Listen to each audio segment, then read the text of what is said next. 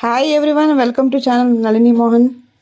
నమస్తే అండి. ముందుగా అందరికీ ఈరోజు నేను మీ ముందు తీసుకొచ్చిన కర్రీ ములక్కాడ మటన్ అండి. ఇది మటన్ కర్రీ చాలా టేస్టీగా ఉంటుందండి. ములక్కాడ మటను మనం మటన్లో అన్నీ ఎన్నో వేస్తుంటామండి. గోంగూర వేస్తాం, ములక్కాడ అయితే ఇంకా చాలా టేస్టీగా ఉంటుందండి.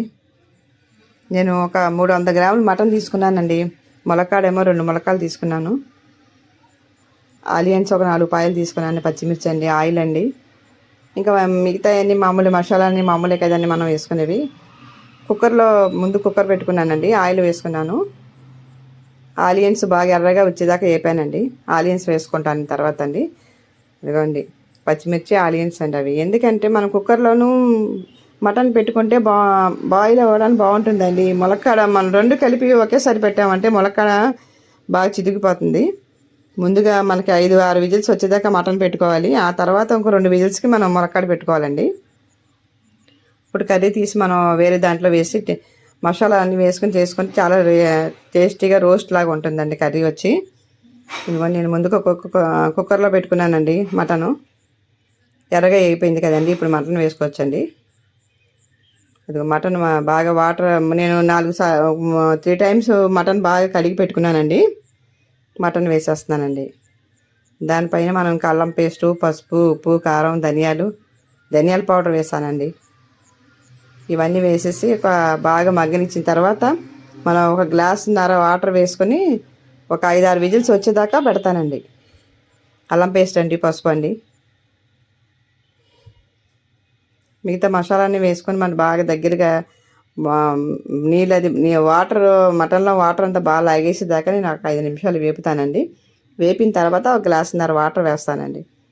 వేసి కుక్కర్ ఒక 5-6 విజిల్స్ వచ్చేదాకా పెట్టేస్తానండి. ఇంకా అదిగోండి, అది మళ్ళీ బాగా దగ్గరగా అయిపోయేదాకా మనకి బాగా వాటర్ లాగేసేదాకా పెట్టుకోవాలండి. అలాగా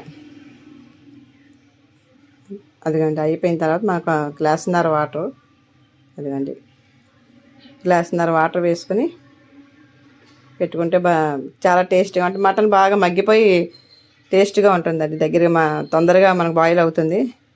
ధనియాల పౌడర్ అన్నీ వేసానండి.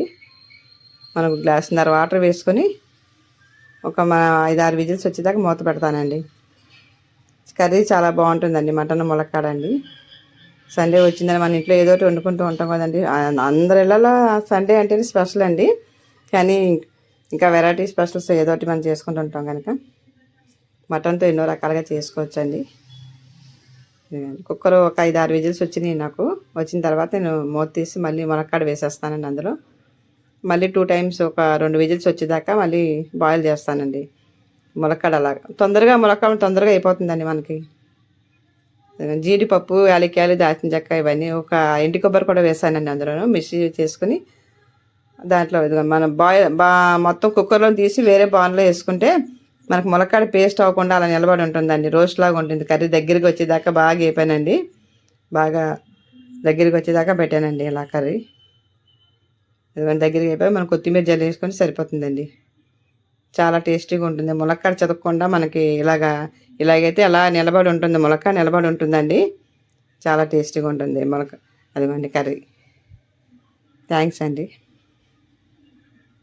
అందరికీ. అందుకని కర్రీ చూడండి, రోస్ట్ చాలా చాలా టేస్టీగా రోస్ట్ చూడండి ఎంత బాగుంటుందో.